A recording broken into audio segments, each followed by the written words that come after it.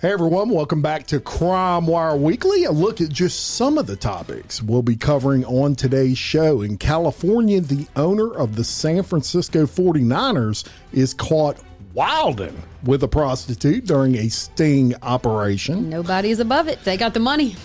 Yeah. University of Kentucky cheerleader Laken Snelling pleads in her criminal case regarding the murder of her newborn child. We're going to discuss that. A Livingston Parish, Louisiana bakery is caught cooking up more than just cakes this past week.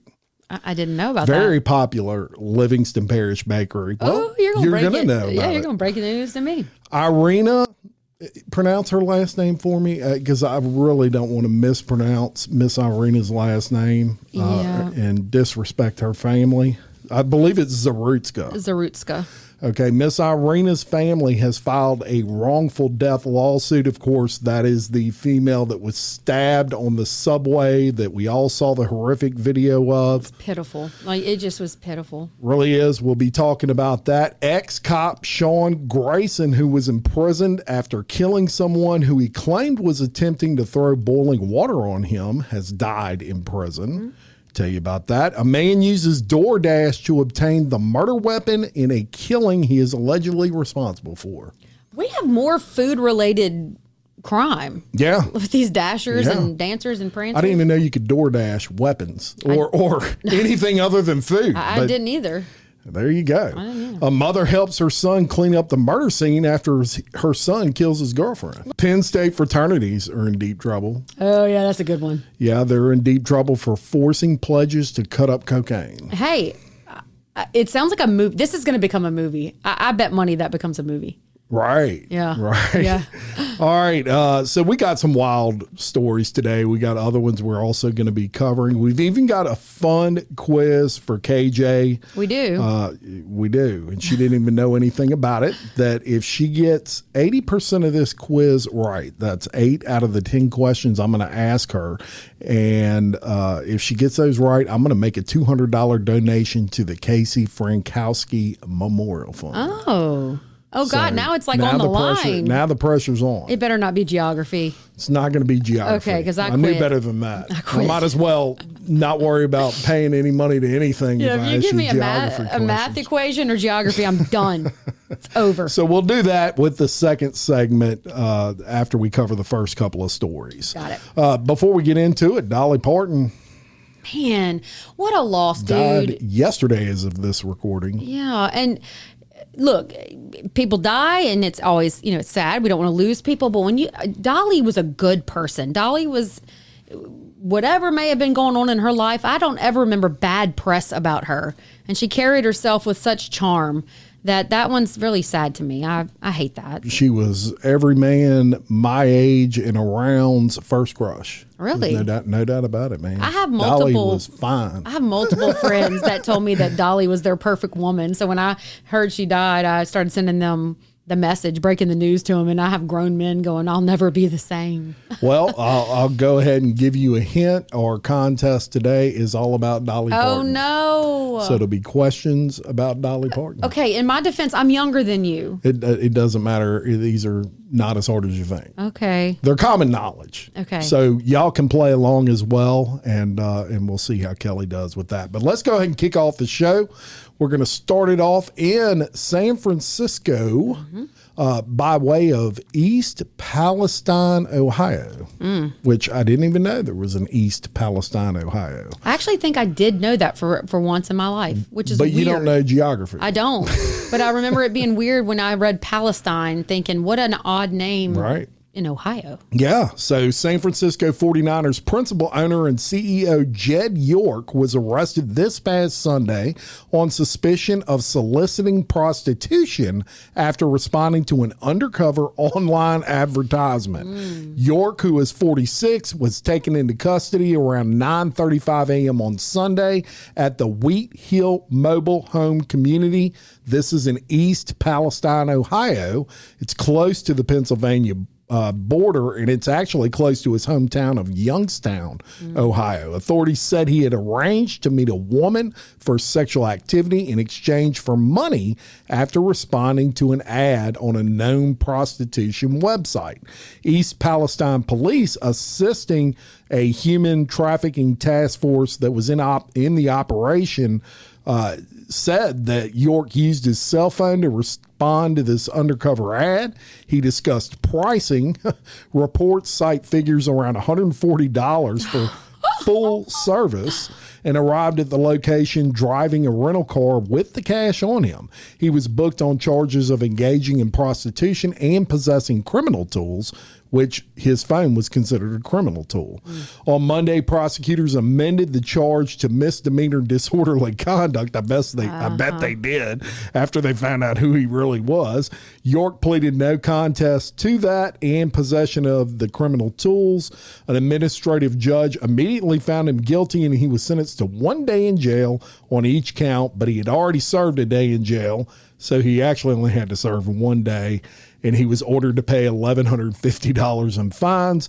The $160 seized during the arrest was forfeited.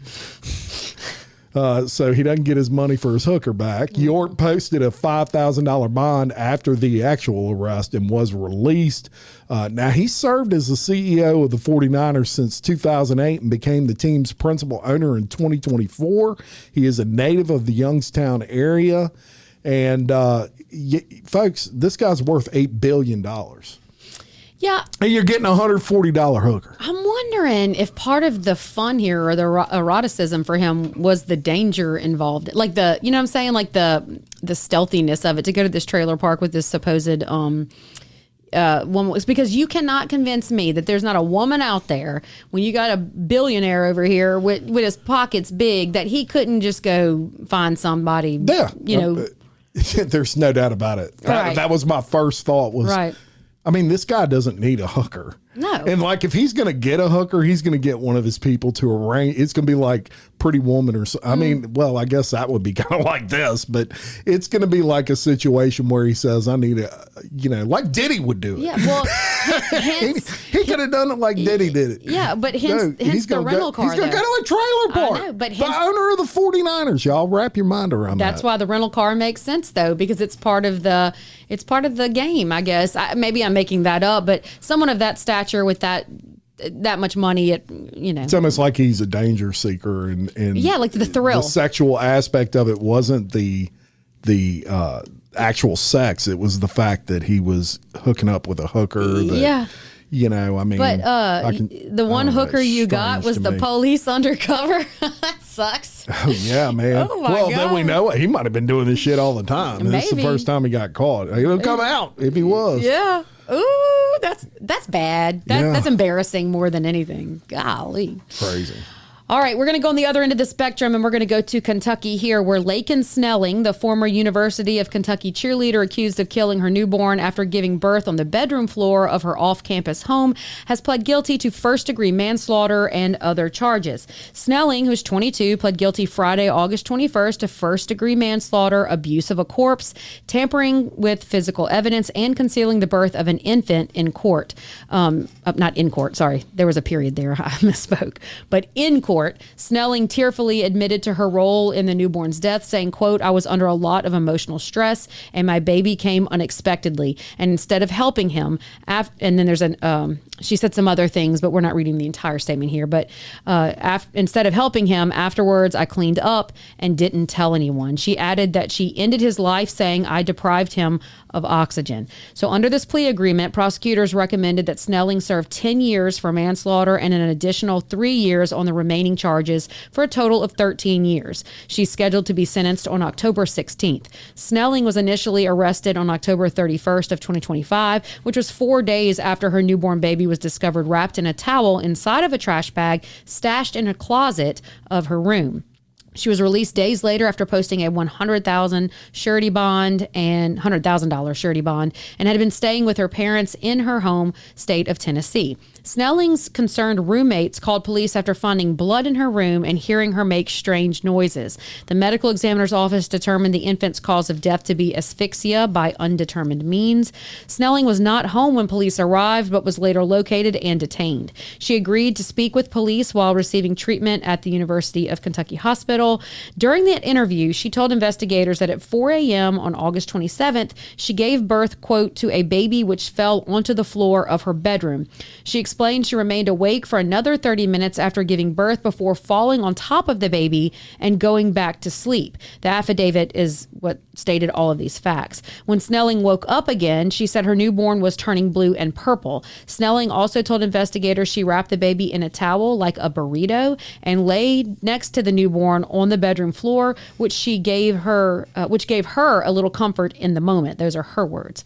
She then went back to sleep until around 7:30 a.m. when her alarm went off, after which she cleaned up the blood and afterbirth, placed the towel-wrapped baby and her placenta inside of a Ziploc bag, and put that into the trash. She then left home intending to attend class, but instead sat in her vehicle in the parking lot and ordered McDonald's because she wasn't feeling well, per the affidavit. She then returned home, where police took her into custody. According to police filings, the Snelling also searched a number of pregnancy-related topics on her phone prior to giving birth. Additionally, she took pictures of herself in labor, and authorities saying afterwards that they were deleted in an attempt to hide the birth. Snelling was indicted by a grand jury in Fayette County, Kentucky in March of 26, and she previously pled not guilty to the charges against her. She killed her baby, Yeah. and she admitted to killing her baby, and they copped a plea with her and allowed her to plead to manslaughter. That's crazy. What are you doing? If you're taking pictures during labor, which sounds selfish to me, like you're it's about you, right? I'm in labor. Look at these photos. And then you have the baby, kill the baby, disregard it now because it's not about you anymore, and then order McDonald's. Cold. So cold. I just think intrinsically in all of us that the desire to protect children is something that the average person believes in. We protect our children, we protect our elderly, and we definitely protect our disabled. You would think. And she purposefully killed this baby after carrying it. I can't understand what happened here. And obviously, of course not. It's murder. Yeah. But then we give a plea deal to this. If that baby was 15, if that baby would have lived for 15 more years, let's just say, and that baby was 15 years old and she strangled him, she'd go to prison for the rest of her life. But because he's just a few minutes old and no one got to know his personality and no one got to hold him and no one got to name him, then we cop a deal? Is that where we are in society? I don't understand the plea deal. Right. I don't get it. Now, I will say this. I didn't get to watch a trial. I didn't get to mitigate. I'm not saying it's right. I'm not saying it's right. I'm not saying it's right ever. I'm never saying it's right. But I've got to wonder why the prosecutors were willing to do this and give such a low penalty for it. What could be the factor there, the mitigating factor there, that they thought that was because she was indicted. I mean, I don't know, man. It seems like you would have won the case if you would have not copped the deal. So was this just to get a win for the prosecution and so they can have that conviction under their belt? Or if I'm being honest, it's probably this. It's probably that she had no criminal record. It's a tragedy. It's horrific. But because she's this young, pretty little girl, that they're willing to give her this deal, they get the conviction and they don't think that she's a threat to the rest of society. If I had to guess, I know that's very blunt what I'm saying right now, off the cuff, that's probably why they gave her the deal, that she wasn't this thug killing other people. But it doesn't equate. It doesn't make sense. Right. It does not make sense. And if she would have had a criminal record, if she would have been a drug addict, if she would have been, out there, Casey Anthony being a hussy out there on the streets, I don't think that would have gone that way. Yeah. I'm telling you, I think that her image is what helped her out here. And I don't get it. I'm sure that helped, but you want to discourage shit like that. Oh, you yeah. don't want to reward people with light sentences. That's nothing. That. 15 years is nothing. No, she served half that. Yeah. She'd be out by the time she's 25 or whatever. Yeah. It's crazy. Yeah. All right. So we're going to lighten it up a little bit. Okay. and we're going to go ahead and do that contest. Oh, gosh. And we're going to test KJ's knowledge of Dolly Parton. I feel so much pressure right now. And y'all play along with this. And it's going to be 10 questions. And we'll go ahead and start them off. And I'm going to give you multiple choice, Kelly, so I'll make it even easier for you. A 25% chance of getting it right. That's right. So where was Dolly Parton born? A, Nashville, Tennessee. B, Sevierville, Tennessee. C, Knoxville, Tennessee. Or D, Gatlinburg, Tennessee. Well, that sucks because I was thinking she was from Oklahoma. Try it again. Give it to me. Nashville, Sevierville, Knoxville, and Gatlinburg. Don't tell me you don't know that one. I mean, I'm Knoxville. Is it Severe? Sevierville. That was my first guess. I've been there many times. That was my first guess, and I didn't go with my gut. Sevierville, Tennessee. You've never been in that area? No. You've never been to Gatlinburg, Sevierville, Smoky Mountains area? Yeah, I've been to Gatlinburg. But that's all the same area. Okay, well, I don't know geography. What is Dolly Parton's full birth name? A, Dolly Rebecca Parton. B, Dolly Jean Parton. C, Dolly Ann Parton. Or D, Dolly Mae Parton. Rebecca. You're right. That was a total guess. I could tell. No, it wasn't. I heard the statement her nephew said. Dolly Rebecca Parton. All right. Which of these is one of Dolly's signature early hit songs that she wrote herself? A, I Will Always Love You. B, Jolene. C, 9 to 5. Or D, all the above? All of the above. She wrote Jolene because it was about a banker that she thought was flirting with her husband. I Will Always Love You was about Johnny Carson. And then what was the other one? What? For the Johnny Carson show. It was about Johnny? It was not about Johnny Carson. You want to make a bet? She was married. No. Not like love, like they were friends. When his show was ending, I believe it was about the Johnny Carson show. I'll have to fact check that one. Fact check it. And then 9 to 5. Yeah, working 9 to. Yeah, she wrote all of them. That. Right. Yay, okay. Okay. So all the above. Do I get bonus for the... No. For getting it right? Why would you get a bonus for getting it right? Because I knew more. No, I didn't ask you that. In what year did Dolly Parton release her hit song 9 to 5? 1975, 1980, 1985, or 1990? 75. Wrong. 1980. So you're already down to 80%. Listeners are so mad at me right now. Let me get to the next one. What is the name of Dolly's theme park in Pigeon Forge, Tennessee? A. Dollywood? What? Will you let me read the choices? Yeah. A. Dollywood. B. Partonwood. C. Dolly Partonwood. Or D. Smoky Mountain Dolly. Dollywood. That's correct. Yes. We're back in it. Which major program did Dolly create to send free books to children from birth until they start school? A, Dolly's Kid Foundation. B, Imagination Library. C, Book Angels. Or D, Reading Rainbow Partners. Imagination Library. That's correct. Yes. Did you guess at that? No, I knew that. Dolly Parton and which famous singer recorded the classic duet Islands in the Stream? A, Willie Nelson. Kenny Rogers. B, Kenny Rogers. Will you let me get through? I feel smart. C, Johnny Cash. Yeah, but the people are playing along here. Oh, my bad, everybody.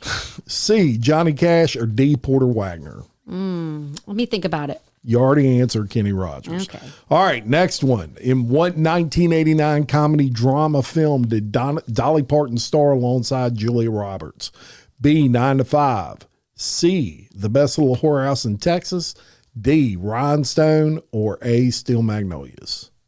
A, Steel Magnolias. Right. That one was so easy. I tried to switch up the I took a whack at alphabet Weezer to try to confuse you. Hit her, Malin. All right. How many Grammy Awards has Dolly Parton won? Oh, my God. Here we go. A, 5. B, 8. C, 11. Or D, 14. How many Grammys has she won? Yes. 5, 8, 11, or 14. I mean, just take a shot. 11. You don't know. 11. You're correct. So it comes all down to this. If you get this right, you will be at 80%, and I will donate $200 to the Casey Frankowski Memorial Fund. Will you tell the people what that fund is real quick? I will when we're done. Oh, okay. So, true or false, Dolly Parton once turned down an offer to have a section of the interstate highway system named after her. You got a 50% shot at getting this right. True. You're correct. So you got 80% right, which means I'm going to donate $200 to the Casey Frankowski Memorial Fund. Now, the mission of that fund is to honor Casey's life and legacy by supporting veterans, military families, first responders, and community initiatives that reflect the values she lived by: service, courage, and compassion. And you can visit it at CaseyFrankowskiMemorialFund.org. I'll link it in the description of this podcast. And through the donations and community partnerships, that fund provides scholarships to New York State residents who demonstrate a commitment to public service, the armed forces, and or emergency management services. The fund also provides direct or indirect financial assistance to individuals in need who have shown dedication to public service, emergency management, armed forces, or other charitable organizations. Of course, Casey Frankowski's aunt is a huge fan of this show. I've done a podcast specifically on Casey Frankowski. She was killed along with several others in a horrific helicopter crash defending our southern border. So $200 headed their way from me. If you'd like to check it out, you can do so as well. Oh, yeah, please do that. But I just want to say, first of all, thank you so much to Casey and her family for her service and for giving the ultimate sacrifice for all of us. But secondly, I'd like to say thank you to my mom for instilling the Dolly Parton values in me that she did today. And I'm so excited. Even though she didn't even know where she was born. I'm sorry, but Sevierville. I knew it was Sevierville, but I went with my second choice. All right, let's go to Springfield, Louisiana for our next story, and we're going to tell you about a longtime bakery here in Livingston Parish known for its king cakes and pastries, and the fact that it was operating as a drug and firearm distribution hub. This according to the Livingston Parish Sheriff's Office. On August 12th, agents with the Sheriff's Office Narcotics Division assisting the Louisiana State Fire Marshal, they executed a search warrant at Navarre's Pastries in Springfield, Louisiana.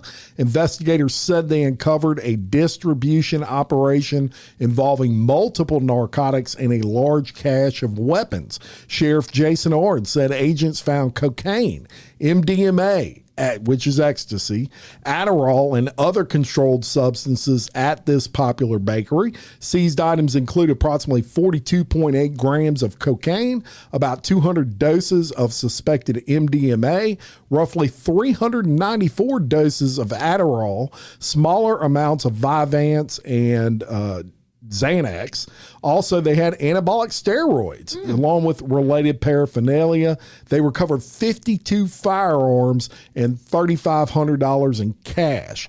Jules Navarre, 43 of Springfield, was arrested. He faces 62 charges, including 52 counts of possessing a firearm, and his bond was set at more than $3 million. He is the son of the bakery's founder, Ernie Navarre, a Springfield native, who was widely known in the community as the Donut King. He died in 2025.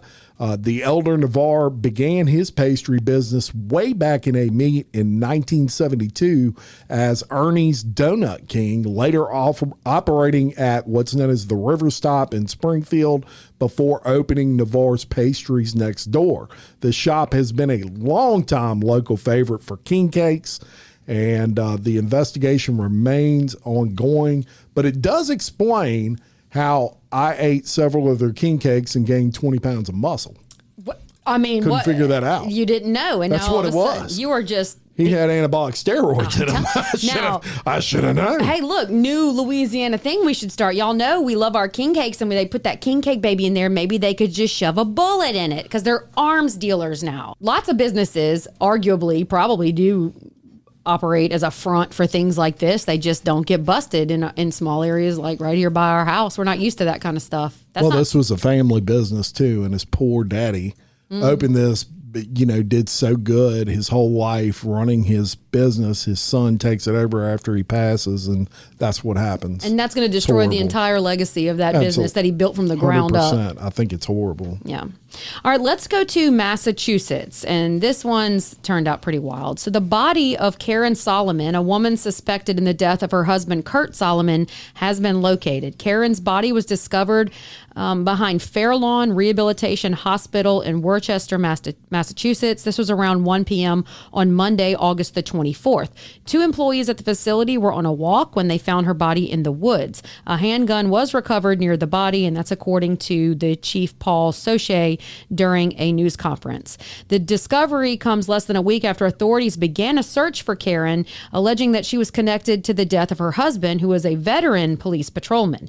Kurt was found dead on the morning of August 18th. She was 58 and he was 57. Soche said that the deaths were believed to be a tragic murder-suicide. During the news conference, Soche shared a statement from members of the Solomon family who said that they were heartbroken and rudderless amid this nightmare. The compassion, dedication, and empathy of all agencies involved have given us light in face of darkness. Soche said this reading the statement. And then there was another quote there: "The selflessness of those who have helped us weather the storm cannot be expressed in simple words."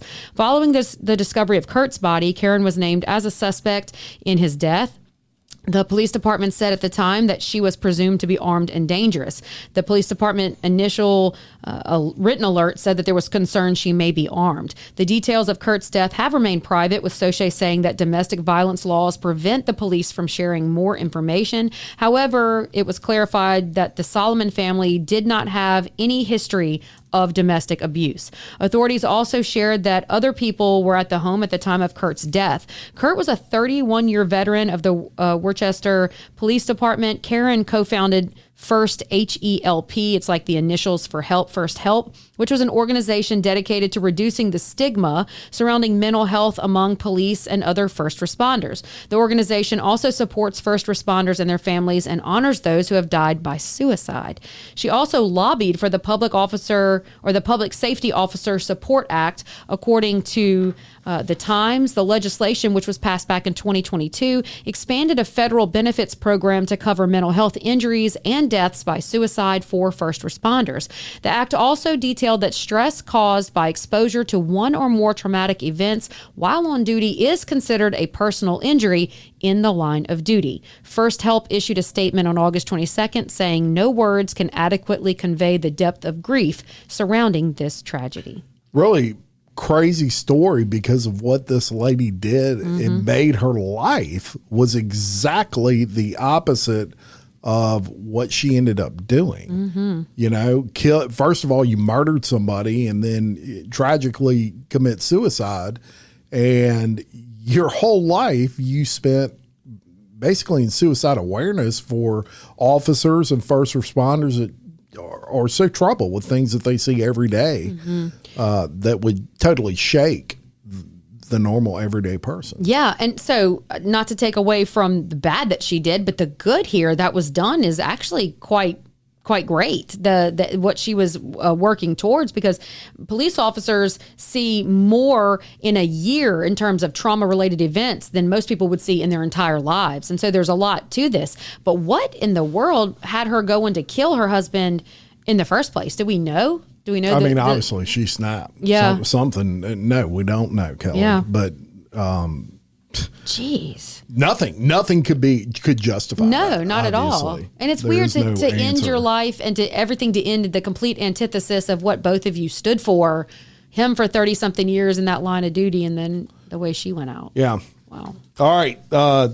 You like Kenny Chesney? You Kenny Chesney fan? I used to. I kind of fell off that wagon. Man, I love Kenny Chesney. He's got, I don't know how many #1 hits. Always liked him since he first came out into music.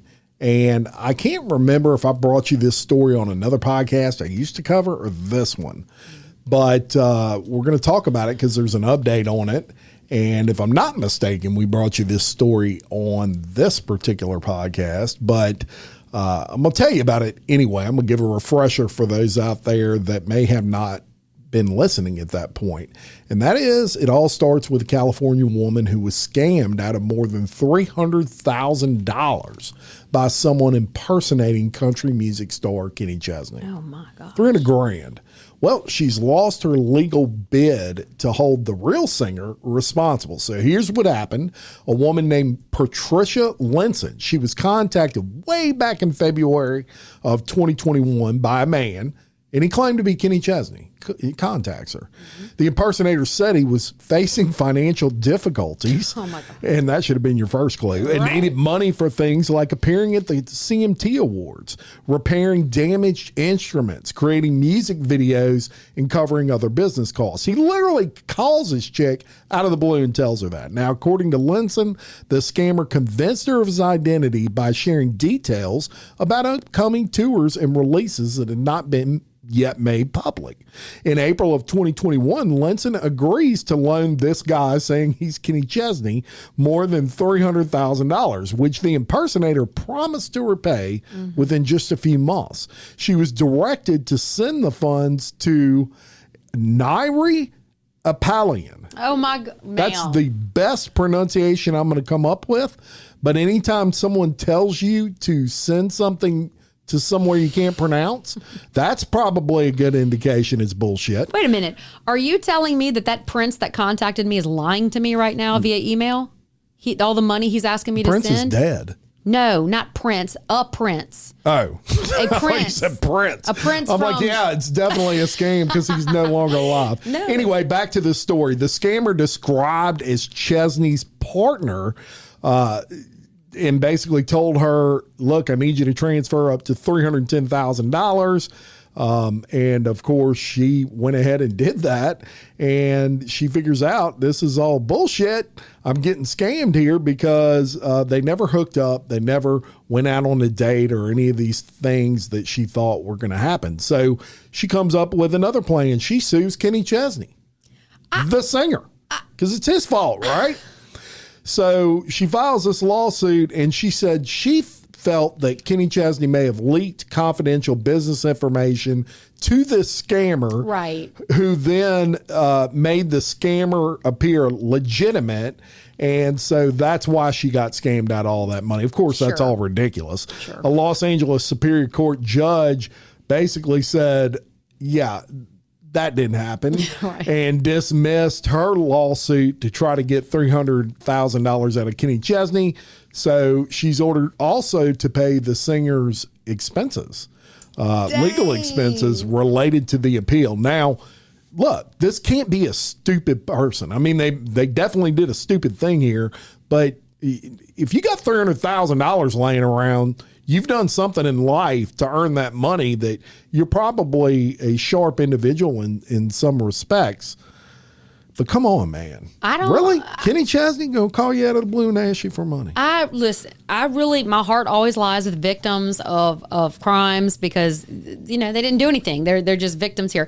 But ma'am, well, you walked right into this one and she's still a victim, but then she turns around and sues Kenny Chesney, and I got a problem with that. Like, just taking on the chin, man. Yeah. Ma'am, why did you spend your money off to someone that, even if it was Kenny Chesney, if George Clooney reaches out to me and is like, Kelly, I never met you before a day in my life, but I'm in financial trouble. Send me some money. I'm not going to be like, okay, George. Like, what the hell? Right. I barely loan money to my friend. I'm just kidding. I will if they're in danger or need. But, like, that's crazy. That's dumb. That's dumb. Yeah. Well. But my heart's with you, ma'am. Hope you recoup your funds through not suing someone. That's bad. Okay, let's go to Charlotte, North Carolina. The family of Iryna Zarutska, the 23-year-old Ukrainian refugee fatally stabbed on that Charlotte light rail train last year, has filed a wrongful death lawsuit against the city of Charlotte and its private transit security contractor, alleging systemic failures that led or that may have made her death preventable. The suit was filed in Mecklenburg County Superior Court by Zarutska's uncle. His name is Frank Haskell. One day before the one-year anniversary of her killing, it names the city of Charlotte and Professional Security Services, also referred to as Professional Police Services, Inc., or PSS. The company contracted to provide security for the Charlotte Area Transit System, which is their CATS system.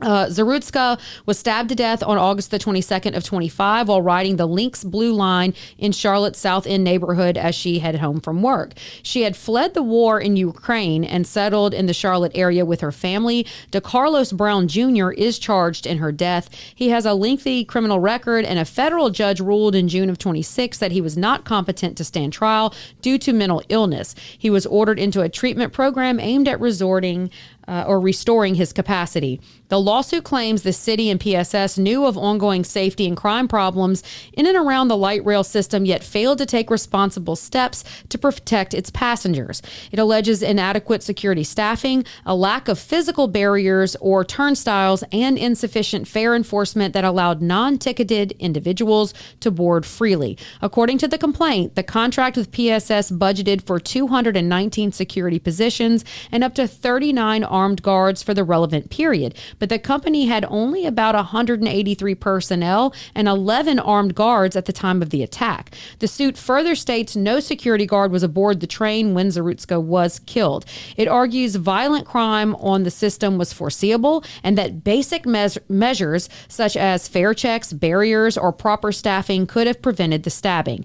This case arises from the preventable death of Ms. Zarutska. The complaint states the defendants were responsible for protecting lawful passengers from known and foreseeable dangers. It continues. Their failures caused the fatal stabbing. Attorney Lauren Newton, representing the family and the estate, has said the lawsuit seeks accountability and transparency beyond the criminal case. The family is requesting a jury trial and damages of $175,000. Punitive damages are sought against PSS, but not against the city. Newton has emphasized public safety concerns, noting that the suit aims to address failures that allowed a fare-paying passenger to be killed on public transit and to push for stronger security measures so similar tragedies do not occur. Zarutska's killing drew national and international attention, prompted a lot of scrutiny of CAT security practices, and contributed to legislative changes in North Carolina known as Iryna's Law, which is tightening pretrial release rules for repeat offenders and expanded mental health evaluation requirements. A recent state auditor's report also highlighted gaps in fare enforcement, physical access controls, and security on the system. The city of Charlotte has not publicly detailed a response to the new lawsuit in available reporting. The criminal case against Brown remains separate and ongoing, pending a competency hearing. Yeah, and there's some of that I agree with and some of that I don't. Obviously, the full, the main responsibility in all this is the asshole that stabbed her to death out of the clear blue when this poor girl was doing nothing. I do think that the city holds some responsibility if there was a lack of security there and it was a known dangerous, transit system, and they're not providing any sort of safe mechanisms for public transportation. They've got to be held liable for some of that. Would it have prevented what happened? Maybe, maybe not. Certainly that guy is ultimately responsible, that we all saw in the video. But I do agree that, and it's sad, but sometimes you've got to hit them financially to make them actually care enough to do something about it. I think that the amount that they are going after is a very reasonable amount too. I mean, $175,000 I find to be extremely reasonable. Millions, because they're gonna negotiate down. Yeah, no and matter what. So first of all, that tells me that there's a level of reasonableness in what these people are doing. I think they really do want to see something change. But I agree, because if he did not pay for his ticket and got on this transit system, which I don't know one way or the other if he didn't, but they keep bringing that up. But if you buy a ticket for a transit system, I have this belief that what I am paying for is not just the transportation in and of itself, but that it's going to be safe and it's going to be up to code, and that there's going to be, some sort of rule and regulation to what's happening. So if you're selling me the ticket and it's just to get me from point A to B, I think that's lacking, because like when you go to a football game in a big stadium, the ticket is going to grant you access, but it doesn't mean that you just there's just free reign within the stadium. There's rules and there's regulations and there's safety and protocol in place. And so if he did not pay for that ticket, I totally understand why they're saying, if you would have better vetted this and you would have enforced access to this train, and then you could cut down on these people with mental health issues that may be jumping the train or getting the free rides, and then it results in someone's death. But it could, and in this case, if he sneaks on, he sneaks on. I mean, if you've got 9 cops on the train, people still can manage to sneak on, but apparently they had no security at all. And I think that's the biggest issue is they're not providing any sort of security. So we'll see how that turns out. But lawsuits, sometimes I look at those, and depending on the situation, I don't agree with it. This would be one I agree with. Yep. I'm with the family on that one. All right, let's go to the true crime time machine. All right, so we're going to go to August 28th of 2003, exactly 23 years ago, and I'm going to take you to a quiet pizza delivery driver from Erie, Pennsylvania, who became the central figure in one of the most bizarre and closely watched crimes in American history. Brian Wells, who was 46, left Mamma Mia's Pizzeria that afternoon to deliver 2 sausage and pepperoni pizzas to an address near a television transmission tower on the outskirts of Erie. And I know that sounds crazy, right? Instead of completing a routine delivery, he ended up walking into a PNC bank branch with a homemade bomb locked around his neck. Armed with a cane-shaped shotgun and a detailed multi-page note demanding $250,000, he handed the note to the teller, and he actually left with $8,700. Police stopped him a short distance away in a nearby parking lot. He told officers that he had been forced to rob the bank, and the device around his neck was real and timed to explode. So local television cameras, they find out about this quick. They're rolling. A bomb squad goes to the scene, and the device actually detonated at 3:18 p.m., which was 40 minutes after the robbery and just minutes before bomb specialists arrived. The explosion killed Wells, obviously almost instantly, blasting a hole into his chest as he sat handcuffed on the pavement. What initially appeared to be a forced hostage situation quickly unraveled, obviously, and investigators recovered detailed handwritten instructions from this dude's car directing him on a scavenger hunt to collect keys and codes that would disarm the collar bomb. The plot involved multiple conspirators, and their names were Marjorie Armstrong, William Rothstein, and Kenneth Barnes. Federal authorities determined later that Wells had been involved in the planning to a limited extent. He believed the bomb was a prop. He didn't know it was real. Others in the group intended for the device to kill him. Armstrong was eventually convicted and sentenced to life for her role in the scheme, and she died in prison in 2017. Rothstein died before he could ever be charged, and Barnes got a reduced sentence after cooperating. The case is often called the collar bomb or pizza bomber case. It baffled the public and law enforcement for years, and there's been extensive media coverage on this. There's a great Netflix documentary actually called Evil Genius, the true story of America's most diabolical bank heist. And more than 2 decades later, this event is a striking example of how ordinary circumstances can spiral into one of the strangest crimes in FBI history. You got to be careful who you play games with. And, he's both a victim and a suspect at the same time, which makes this weird because to a limited extent, right? He thought he was going to do this and maybe get some money. Fake bomb. He thought it was fake, and he thought he was going to do this. And these people go behind his back and they're really going to kill him. And I remember watching that bomb go off. I've watched the video. Have you watched it? I have seen it. Yeah. I watched the whole documentary on Netflix. I got you. And it's just devastating just to see somebody, I don't know, in that position. I don't like, even if you are a bad guy or even if you've made a bad decision, I still don't like seeing somebody that happen to them.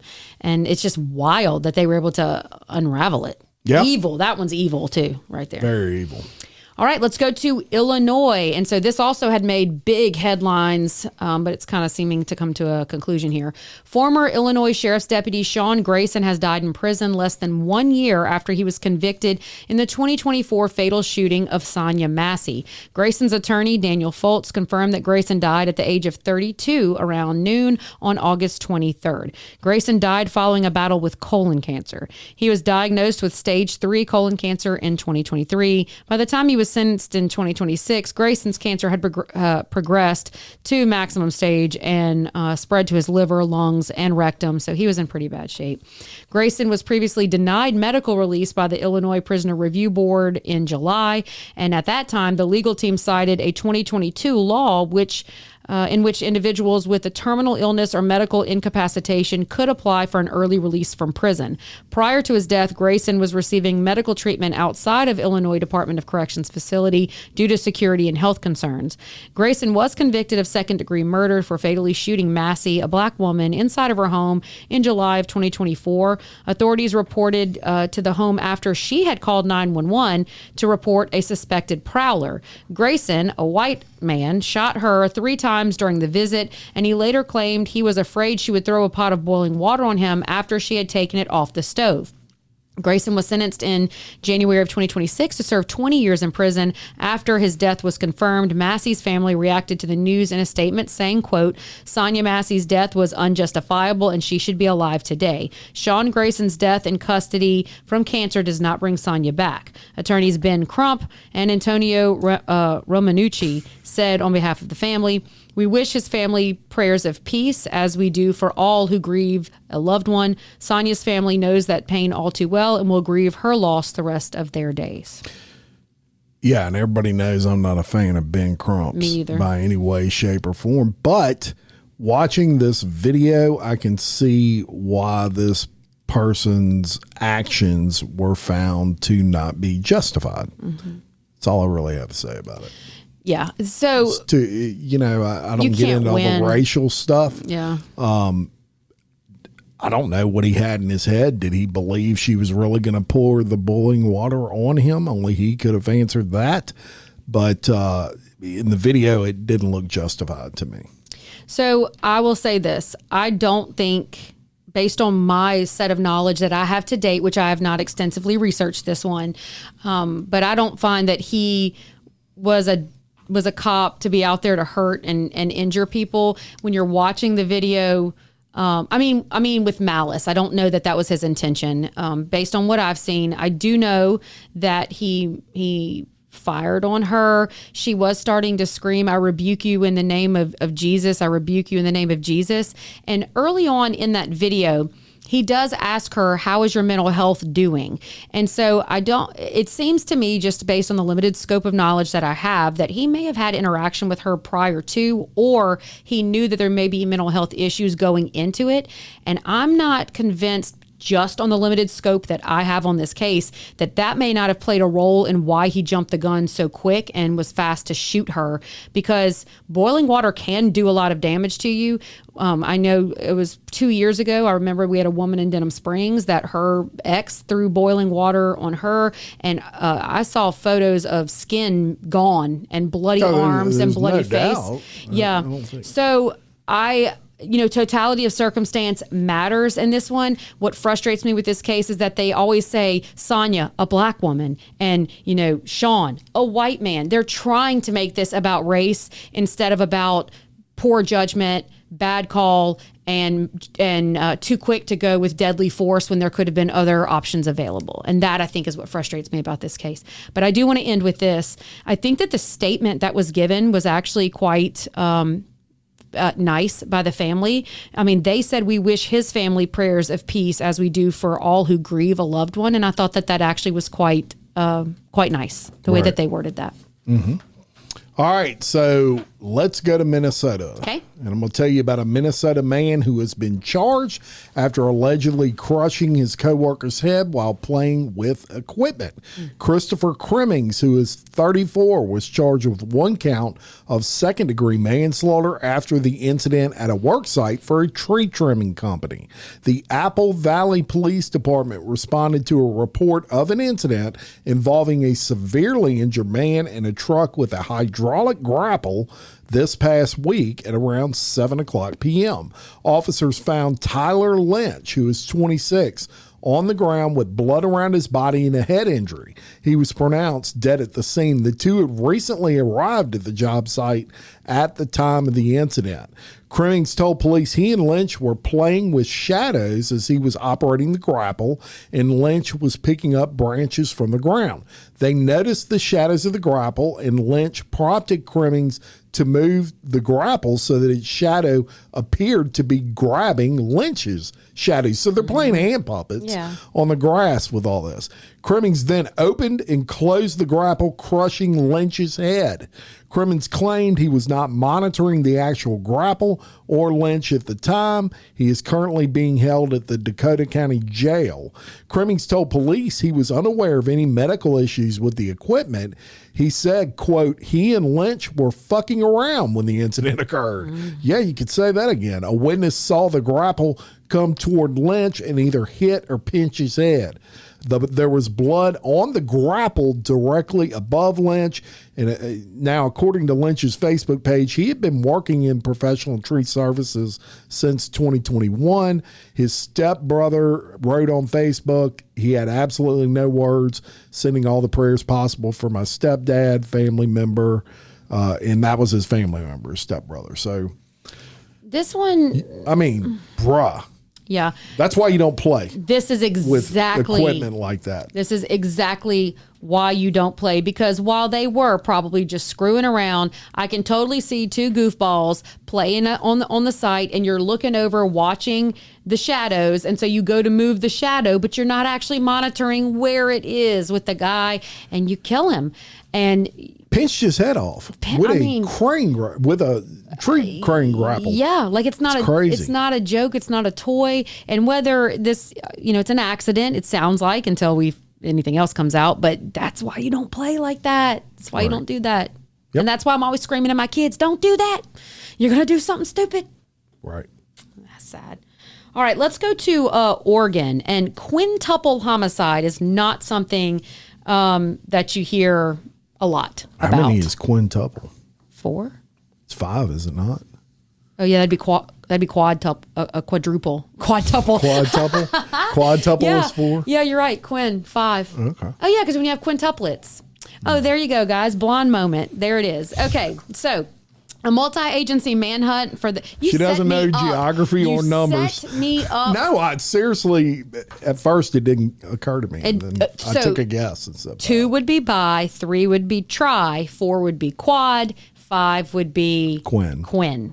So I sounded dumb and then opened my mouth, proving that I am. Okay. A multi-agency manhunt for the suspect in a quintuple homicide near Forest Grove, Oregon, ended Sunday when authorities located him dead in Enumclaw. It's got to be Enumclaw, Washington. If you're from there, let a girl know if I just mispronounced that as well. On Saturday, August 22nd, 26, at approximately 5:27 a.m., Washington County Sheriff's Office deputies responded to assist the Forest Grove Fire Department at a rural property in unincorporated Washington County. Why did I say that this was in Oregon if we were actually in Washington? No. It's in Washington County, Oregon. There's a Washington County, Oregon. Geography and math, bro. I'll jack it up. All right. A 911 caller had reported a vehicle fire. When firefighters arrived, they discovered human remains and requested law enforcement assistance. Investigators subsequently found the bodies of 5 people, along with several domestic animals. The sheriff described the scene as unusually complex. In my 22 years here, I have not been part of or witnessed a scene quite this complex involving this type of investigation, she said during a press conference. Detectives with the Washington County Major Crimes Team are leading the probe with assistance from the Bureau of Alcohol, Tobacco, Firearms, and Explosives and other agencies. Authorities identified 36-year-old Benjamin Parker as the suspect. Investigators determined he was known to the victims and said the killings were not a random act of violence. Parker's exact relationship to those killed and possible motive still remain under investigation. The names, ages, and genders of the 5 victims have not been publicly released as officials work to identify them and notify next of kin. Details on the causes of death also have not been disclosed. So this is big, a lot going on. So through the investigation, detectives tracked Parker to Washington, roughly 50 miles southeast of Seattle. The police department located his vehicle and found him deceased inside. Authorities believe that he died by suicide. License plate reading cameras, including the flock systems and other investigative leads, helped locate him. We do not believe there's a risk to the community and that this was our suspect, and he did die in Washington, Massey said. The Washington County Sheriff's Office emphasized there is no ongoing danger to the public. The investigation continues. Not a whole lot outside of what we already know, and so if we get some more information, we'll bring that along. I don't know who the people were that he killed. Were they best friends of his? All of that, I'm sure, as this comes out, will have already been released, so you can do your own research on that. But and the animals, so you wiped out everything. Yeah. Well, I mean, 5 people and the animals. But what I'm saying is, killed 5 people and thought enough that and then to try to set it on fire, right? Yeah. So he's trying to wipe every ounce of it. Yeah. Anything. He was hoping everything would burn up and nobody would even find out to kill people. Think about it, because if you left your animals behind, then that would be also, so I bet in his mind he thought, if I can get rid of all of it, I can say they left and they just left town. I don't know where they went. They took their pets. Certainly possible. Sure. Let's go into overtime. Let's get we're down gonna go to Fargo, North Dakota, a famous movie. I've heard of that. It had dogs Dude, in it. that is one hell of a place to live in. Shout out to my North Dakota people. Y'all are some tough ass people. You're talking 0-degree temperatures for like, I don't know how many months out of the year, but it's got to be at least 3, 4, 5 months. That's a damn nature you scary moment. Snow, feet of snow all the time. Fargo. Them people are tough, man. Yeah. A 21-year-old Fargo man, however, is charged with murder in the death of his girlfriend, whom authorities say he dismembered using a reciprocating saw and other supplies, get this, he ordered through freaking DoorDash and had delivered to his apartment. Joshua Alexander Height faces charges of murder, tampering with evidence, providing false information to law enforcement in connection with the death of Isidore Wingle, who is 25, of West Fargo. He pleaded not guilty to all counts, of course, and he has a $5 million cash-only bond. He was last seen on surveillance video at a Fargo Walmart on the evening of way back in January 3rd of 2026. Wingle was, not him. Mm-hmm. Her family reported her missing several days later after last seeing her on New Year's Eve. Police announced they had a suspected foul play by mid-January. And Height, he had been dating Wingle for about 4 months. So they're investigating this. They finally figure out something ain't stirring the Kool-Aid.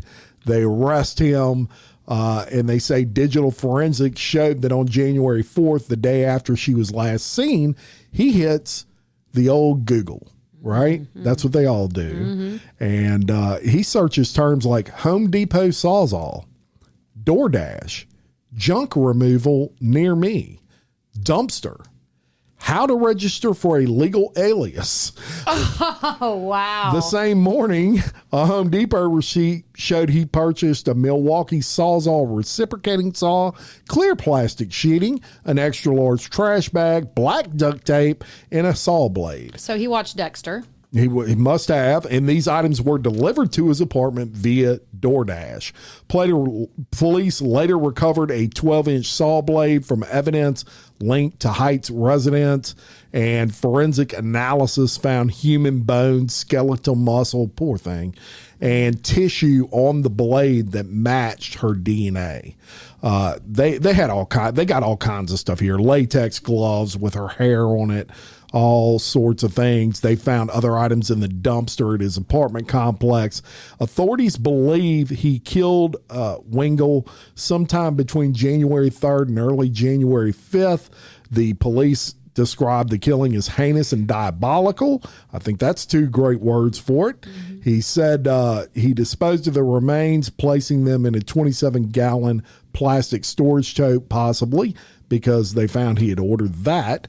And her body, unfortunately, has never been recovered. Search efforts have been ongoing, but they have not recovered her body as of yet, unfortunately. But they've got all the evidence in the world now against this guy, and looks like he's going to pay. This is a worst nightmare. I know that's overused, but to think that your daughter, you know her body's gone and you know that she's been cut apart, and then you don't know where she is to even give her a proper burial.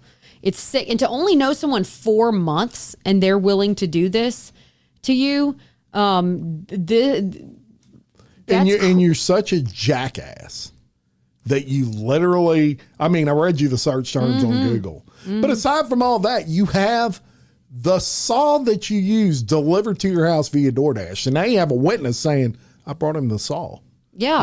I know he got it in his hands because I'm the one who delivered it. Yeah. Just stupidity.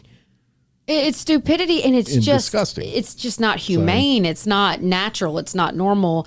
And then she won't be found. I mean, she could be anywhere.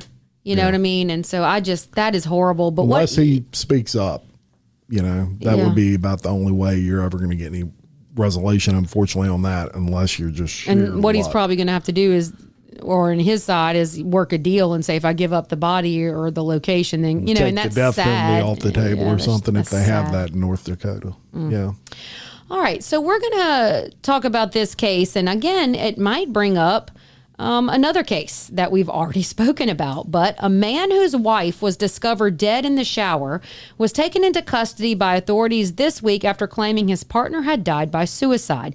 Lindsay Barnett, 37, was found covered in blood with her throat slit in a horrific scene at the couple's Lakewood, Colorado home on August the 13th, local authorities confirmed in a statement. The statement also revealed that Patrick, which is also odd because his name's Patrick, but Patrick Theodore Barnett, the victim's 40-year-old husband, had subsequently been arrested in connection with her death.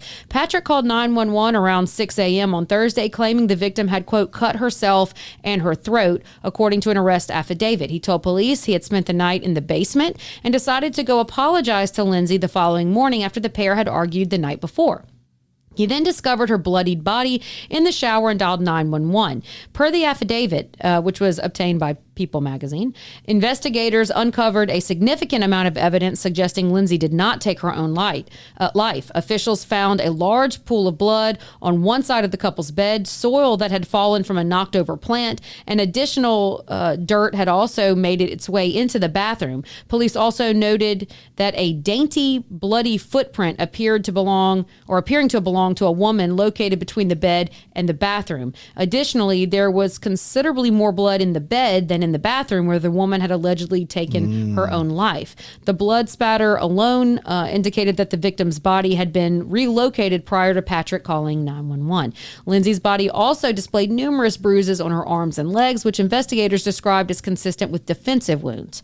The 37-year-old was reportedly battling postpartum depression, a condition that has dominated the headlines this year in light of the trial of Lindsay Clancy, who stands accused of killing her 3 children, which I need to point out right now, her husband's name is Patrick. That's why I said that. Her legal team contends the act was the result of a psychotic episode triggered by postpartum psychosis. Investigators discovered that Patrick had been unfaithful to his wife with a woman he met online 3 months prior. On Thursday, his mistress contacted police to request a wellness check on Patrick after losing contact with him, she told authorities. Patrick allegedly informed the woman that he and Lindsay were in the process of separating and that the victim had been admitted to a psychiatric facility following a suicide attempt the previous week, according to the affidavit. The couple welcomed their second child in February of 2025, according to social media posts. The children were reportedly present at the scene when their mother died. That's horrible. And this guy thinking that he can kill his wife in the bedroom, then say she killed herself in the bathroom. With the technology and science having advanced to how it has today, it ain't never going to happen. You're never going to get away with that. There's too many ways to determine where someone was actually killed. Not to mention, it makes no sense that you would cut your throat and all of that and then go take a shower. Right. That makes no sense. No. Whatsoever. And looking at this guy, he don't look like a rocket scientist. You know what I mean? Like, yeah, he's got some bags under his eyes, probably because he's stressed out. Yeah, orange jumpsuit would do that to you. But you're already cheating on the poor woman. She's does or does not have postpartum depression. I don't know if I believe what he says. Yeah. Has your babies, is your wife that you pledge to love and cherish for the rest of your life, and because you can't keep your pecker in your pants, then you're going to try to say that she took her own life as well. Give me a break. You're a piece of shit. You're going to get away with it. You're a piece of shit. Unbelievable. All right, let's go to Pennsylvania. And an 18-year-old Pennsylvania man and his mother are facing charges after police say the son fatally stabbed his girlfriend and the mother helped clean up the crime scene, dispose of the evidence, and leave the victim's body in her vehicle near a college campus. Caroline Heinz, who was 18, a recent high school graduate and incoming freshman on the Penn West California women's soccer team, was found dead in the rear hatch of her Jeep Cherokee. This is shortly after midnight on August 20th, 2026. Officers located the vehicle near a California public library that was close to the university campus after her family grew concerned when she failed to return as expected and tracked her location. Blood was visible inside and outside of that vehicle. According to criminal complaints and Pennsylvania State Police, Heinz left her family's home around 9:30 p.m. on August 19th, met her boyfriend, Royce Moser, who is 18, outside of his father's residence. The pair spoke while she sat in the vehicle in the driveway. They discussed the status of their relationship. Moser allegedly became angry over something she said, told her to wait, I have something for you, went inside, grabbed a large kitchen knife, returned, and stabbed her in the chest. Heinz fell from the vehicle and Moser then placed her body in the rear hatch. Moser then drove the Jeep to his home in Bellsville, and court documents stated she basically goes to the door and he says that he had stabbed Heinz, that a demon had taken him over and instructed him to do so, and that he was unsure whether she was dead or alive. Police allege that his mother, 56-year-old Rachel, then assisted him, gives him latex gloves, disinfectant spray, helped him clean the vehicle of blood and clothing, and later threw the knife away, placing it in the trash while also handling laundry for her son. She instructed him to follow her vehicle towards the university area.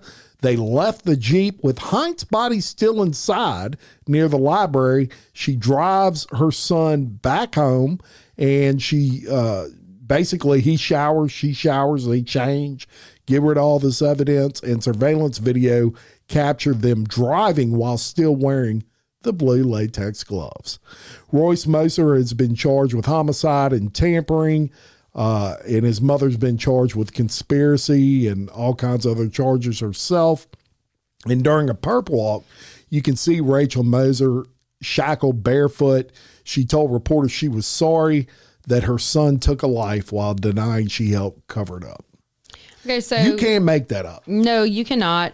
And I understand just off the top that you initially would feel fear if your son came and told you he had done something horrific that you understand is about to ruin the rest of his life, not to mention he may have hurt somebody. But your next step once that initial shock hits you, is you get in your vehicle and say, where is she? And you go try to assist her. You try to give her help. You try to save her life, and you bring her to a hospital. Then we have to work with what we've got from there. Well, he brought her to his house. Well, but I'm just saying, before you even knew that, like, where is she? Take me to her. Oh, she's in the car. Well, even better, you pull her out and you try to give her some assistance, and then we just have to work it out from there. Right. You protect your son legally. You don't do it this way. And I know we all know this, but just wow, because something I always try to instill in my oldest daughter, and I'm not perfect by any stretch of the imagination, and I make tons of mistakes. God knows it. I know it. But I always try to teach, especially my oldest one, I say, you've got to be able to sleep good at night. No matter what you do, if you screw up, you need to learn to apologize. If you make a mistake, you need to rectify it. But never in a million years can I understand, and I'll help you through anything, but I can never understand when it comes to someone has been brutally murdered and you're willing to cover up the body of a young girl for your son is just beyond. That's weird. All right, let's go to Penn State. And this story, I don't know why I'm smiling right now, but I find it to be just so out of the box. But 14 people, including 13 current or former Penn State University students, face charges in connection with a large-scale cocaine trafficking operation that allegedly used fraternity members and pledges to cut and package the drug as a form of indoctrination into 2 off-campus chapters. And this is according to Pennsylvania Attorney General Dave Sunday. Doesn't that sound like a movie? I know I said it earlier. Doesn't that sound like the plot of a movie? Mm-hmm. It sounds, oh my gosh. So the alleged activity centered on the Sigma Chi and Delta Upsilon fraternities, and primarily this occurred between 2023 and 2024. Authorities say that bulk quantities of cocaine were brought from New York and Philadelphia to State College, then cut, packaged, and distributed mainly to Penn State students from the fraternity house. This was a coordinated and highly profitable drug trafficking crew revolving around 2 senior members of the fraternity's other fraternity brothers and pledges. Now, that's what Sunday said. And in fact, according to the evidence uncovered, cutting and packaging cocaine was for some pledges and indoctrination to the fraternities. Prosecutors identified Agostino Abatiello, 24, of Westbury, New York, which is a former Sigma Chi member, and Thomas Robinson, 23, of the Pittsburgh area, a former Delta Upsilon member, as the principal suppliers. The pair allegedly made regular trips to obtain large amounts of cocaine. Abatiello was described as being at the top of the operation. Robinson was next in his hierarchy. 8 additional student-aged defendants face misdemeanor charges related to possession and drug paraphernalia. The 14th defendant is Paul Robinson, father of Thomas Robinson, who was charged with felony tampering with evidence and hindering the investigation. So it sounds like we have another parent inserting themselves into their child's misgivings. At least 4 of those charged with current Penn State current Penn State students at the time of the announcement. The investigation, dubbed Operation Drugs Unlimited, involved the Attorney General's office. Could have come up with something better than that. Why wouldn't it like Operation Frat Boy or Operation Keg Stand? Like Operation lame, Drugs Unlimited. Lame. They should have done something better. Operation Khaki Shorts and Boat Shoes. You know how they used to, I don't know if they still wear that, but that's what it was when I was in college. Anyway, there was tons of people that were part of this investigation. Authorities used confidential informants, controlled purchasers, including buys totaling nearly 74 grams from Robinson. Venmo transactions. That's where we are in the world right now. We're paying for our Coke with Venmo. Yeah. I'm so dead. I'd love to see the emoji for that one. Wait, you ready? Snapchat communications. Because kids are dumb enough to think that the Snapchats go away. Actually disappear. And evidence, other evidence. Robinson allegedly cooperated after his arrest and identified Abatiello, or Tio, however you say it, as his source. Abatiello, I keep saying his name differently every time I say it. He initially failed to appear for arraignment and had a warrant issued. He later surrendered, was arraigned, and ordered held without bail. Several others were released on unsecured bail pending preliminary hearings. Penn State officials said they were horrified by the allegations. Delta Upsilon was placed on interim suspension while the university investigates. Sigma Chi was not a recognized chapter at the time. University leaders stated they would cooperate fully with law enforcement and and expand educational and hazing prevention efforts. Maybe they need to bring the cartel in, and they can, or the cartel can tell them about what they do. Sunday emphasized the seriousness of the case, noting it involved an upper-level trafficking organization rather than typical low-level campus dealing. Yeah, and if you're looking at the pictures of this on the Patreons, these look like frat boys. I mean, that's what you think of when you think of a frat boy. Yeah. They're having fun in jail right now. But I'm going to tell you what, I mean, bruh. It's not beating somebody to death or drinking them. Having them drink to death, which is horrific. They had a bad situation at Southern University with a band student that they really cracking down here in Louisiana on these hazing incidents at these universities. But I find it interesting.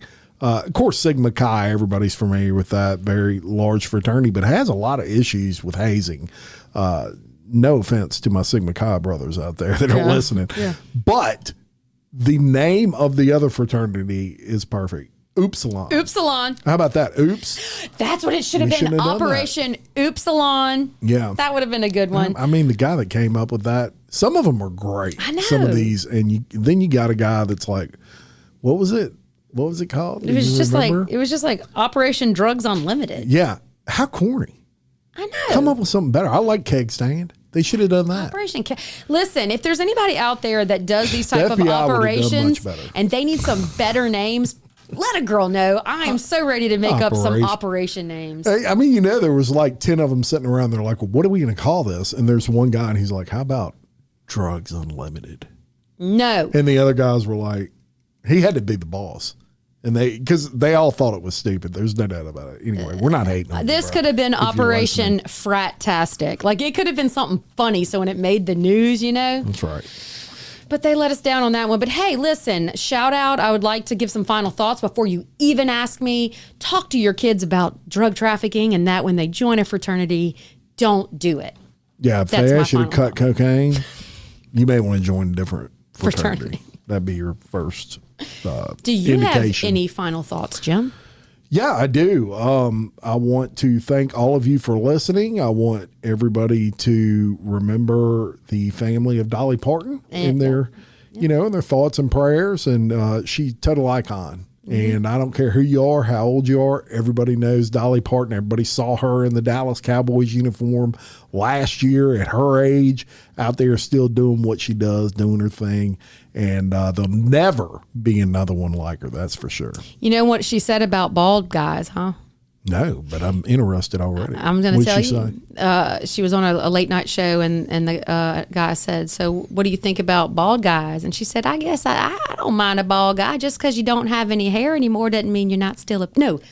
Dang it. She said, just because you ain't got any fuzz anymore doesn't mean you're not still a peach. Ooh, I like that, Dolly. Speaking my language. Very good. Very good. Well, there's your fun. Who can beat that final thought? Right. All right. Until next time, I'm Jim Chapman. And I'm Kelly Jennings. And we're your host of Crime, Wire, Overtime. I knew you were going to do it. Sorry.